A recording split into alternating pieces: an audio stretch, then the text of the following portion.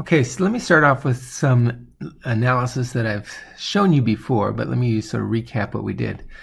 So we start with two nonlinear differential equations. So I got x dot is equal to f1 and y dot is equal to f2, where f1 and f2 are these nonlinear functions, right? It has a linear piece and has cubic pieces as well. So definitely nonlinear. It's not something we can solve for analytically, but we're gonna try to make some sense of what's going on here.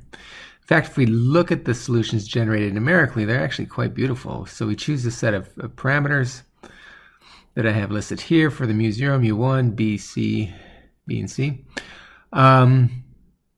Here's the state portrait, or at least the sort of upper right quadrant of the phase portrait, and it's really quite remarkable, right? So here we see look to be four equilibria, right? One right here, another one right here, and right here, and right there. Three of them appear to be saddle type, and one appears to be a spiral sink. Anyway, what I'd like to do is play around with this a bit inside MATLAB. So the first thing we're going to do is define the equations. So first of all, I declare the parameters mu0, mu1, b, c, and I guess also f1 and f2, which we'll see in a moment. I declare them as global variables. That way we can use them in a function a little bit later on. And I put values for these parameters. And now I define those functions f1 and f2. So these are the anonymous function handles for these two functions right here. So f1 depends upon x and y. And there's the expression x times the quantity mu0 minus x squared plus by squared. Right, and similarly for f2. And then what I do is I start plotting these functions, f1 and f2. Why? Because at least it shows us what those functions sort of look like. If they were linear functions, they would look like completely flat planes, right? When I say flat, I don't mean horizontal, but flat meaning they have no curvature to them. So we're going to generate a surface plot of f1 where x ranges from 0 to 1.1 and y ranges from 0 to 1.1. If we look up here, so x is ranging from 0 to 1.1, so you can see it on this plot over here. Y is going from 0 to 1.1. So we're at least getting the interesting stuff, right? The stuff with you should see the four equilibrium. It should have the effect of a saddle here. And these are the nonlinear functions. And plotting f2 on that same set of plots, f1 is going to be, I've put an M here, that means magenta. It's going to make it a pinkish color. And f2 has a C for cyan, or sort of a light blue color. And then I'm just saying I'm limiting the range on the z from minus 0.5 to 0.5, labeling the axes, and that's it. And this is what we get. It's quite pretty, isn't it? So let me try to rotate it around. There we go. So it's easier to see it in all its glory when you sort of rotate it around. You can see how sort of the projection looks.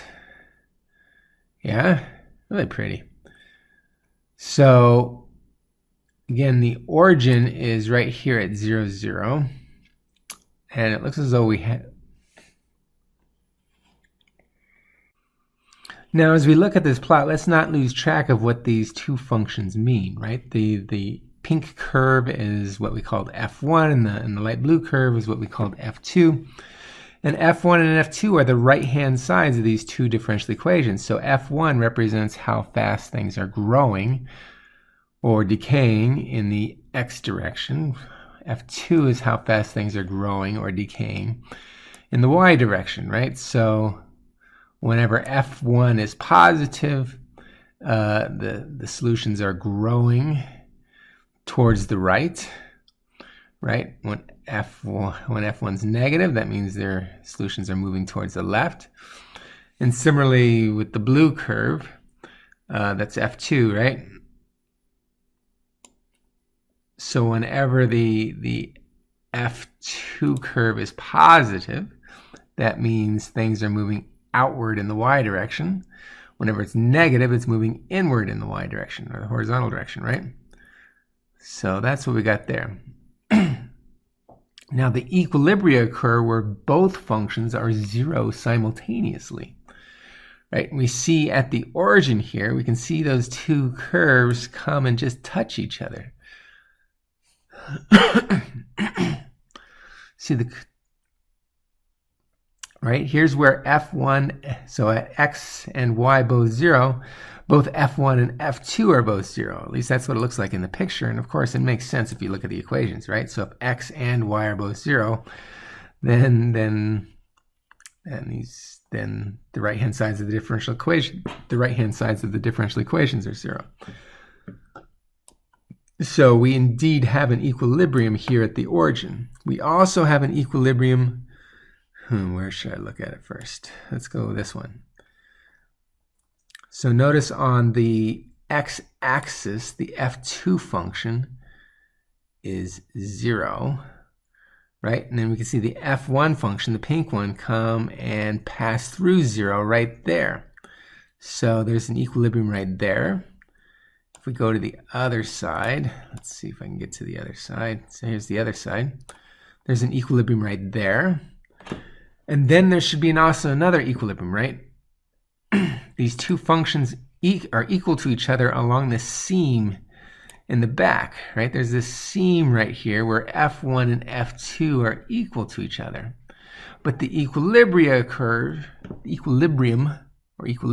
occur where both F1 and F2 are equal to each other, but also equal to 0 simultaneously. So let's look at it from its backside. So that seam you can see sort of has a little waviness to it. It waves up and down. And remember where these two curves come together. They come together at 0 right there. There's an equilibrium. They come to 0 over here as well. We've got another equilibrium. And notice over here, that seam is below 0, right? It's lower than the equilibrium. Up here, the seam is above the equilibrium. So somewhere down over here in the middle, I must have another equilibrium, right? So I think we found the 4 equilibria, right? Our original picture had, let me bring back the original phase portrait. Original phase portrait had 4 equilibrium, one at the origin, one along the x-axis, one along the y-axis, and one somewhere out here, right? And we are seeing them in this 3-dimensional plot, right? One at the origin, one along the x-axis, one along the y-axis, and one somewhere along the seam where the seam pops through 0. Now we can have MATLAB actually find these equilibria, and we'll do that down here. I call this the equilibria hunt. And we want to find where these two functions, F1 and F2, are 0 simultaneously. That's what an equilibrium means. That's where the x dot and y dot are both 0. They're not changing. So by definition, we've got an equilibrium. So the way I'm going to do this is I'm going to use MATLAB's function called fsolve. So it's essentially a routine that'll find solutions to nonlinear differential equations through some iterative technique. So the way I've done this is I've defined a function inside MATLAB called RHS, and you can see it. Oops, don't want to give you the punchline yet, but so I've defined a function called RHS. It's going to take the state. This is essentially F1 and F2, right? And I've defined, this is essentially F1 and F2 that we've defined above. And I've defined some global variables. These are the same variables we define globally up here, right? The parameters mu0, mu1, b, c, f1, f2. We define them globally so that when I set the values here and I define f1 and f2 here, my function RHS can just go ahead and take those definitions that have already been made. Cool. So RHS takes a matrix called state. It's just going to have 2 elements in it. The first element's going to be the x, the second element's going to be the y, and it's going to produce a result called state dot, and that'll be in the form of a matrix as well. It looks like a 1×2 matrix, and all we do is evaluate f1 and f2 at the state, right? So essentially this is a calculation of f1 and f2 simultaneously. But the reason I'm defining this here, instead of using just the original f1 and f2, is this is just the format that's necessary to call this function, where to go, fsolve. So we're going to look where that function, in this case RHS, is 0, and we're going to give it an initial guess of where to look. So I'm kind of cheating here where I have these plots here to help me.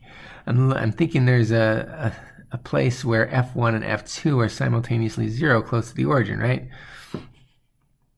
So I pick an initial guess close to the origin. I guess I could have picked it at the origin because I know it's going to be there, but just I guess I'll make fsolve work a little bit. And we told fsolve to find the equilibrium, or where the functions are both 0 simultaneously, and it did it, and it gives us a little message here, and it didn't tell us where it found it. I guess I didn't really run all these yet. So I'm going to do this. I'm going to do this for all 3 of these cases. So I'm doing fsolve near 1, 0. I'm doing so somewhere along the x-axis. I'll look for something along the y-axis, and I'm also going to look for something close to 0.5, 0.5, right? Because 0.5, 0.5, where's that on our thing? We're expecting equilibrium. I say 0.5, 0.5. That's about right here. Hey, that's that equilibrium looks close to that, right? So again, it's just an initial guess, and it should find those equilibria with some reasonable precision. So let's run the rest of this thing. And looky here. Here, the one that we're expecting on the origin, it finds it at essentially 10 to the minus 7, right? That's essentially 0. It finds the one on the x-axis at 0.89440. The one along the y-axis, it finds it at 0, 1. And that other one that we think is going to be a spiral, it finds it at 0.6325 and 0.4472. So what I do now is I create a matrix. I call it EQBA. That's my shorthand for equilibria.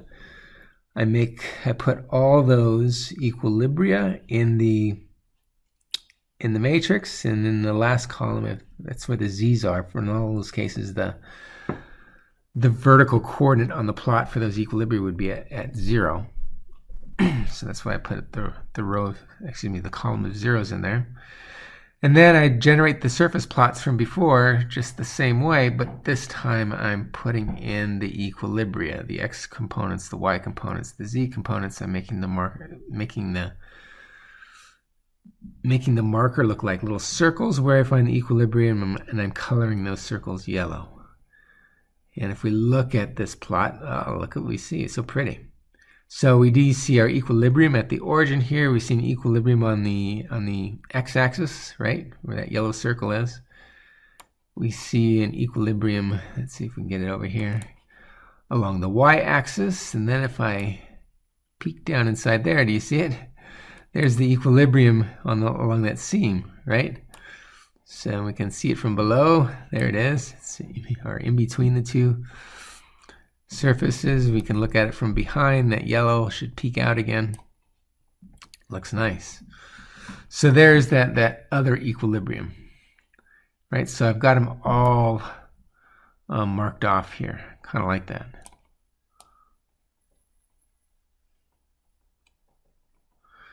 All right, so there's our nonlinear system. I've sort of hunted down those 4 equilibria, and what I'm going to do next in the next video, or at least maybe the next video, is to come up with linear approximations to these differential equations that are valid near the equilibria. In fact, I'll focus on the more interesting one out here. Cool. So until then, catch you later.